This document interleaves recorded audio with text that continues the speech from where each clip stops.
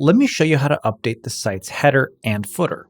We'll start with the header. On the left side from the menu, click Header. And next we can update the site logo. To change the logo, click the Change Logo button, and then add your new logo from the media library or upload a new file. Just like that, the logo's been added to the top left of the website, and I can change the logo size by changing the logo width with the slider here.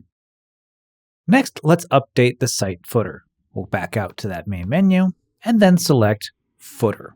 And here you can make updates by dragging the various elements in this editor down below. When you're done, be sure to publish your changes. When you're done making changes to the site settings, click the X to back out.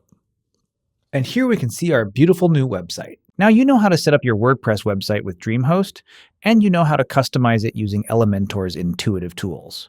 Remember, if you haven't signed up yet, use our special partner link in the description to get the best deal on DreamHost hosting.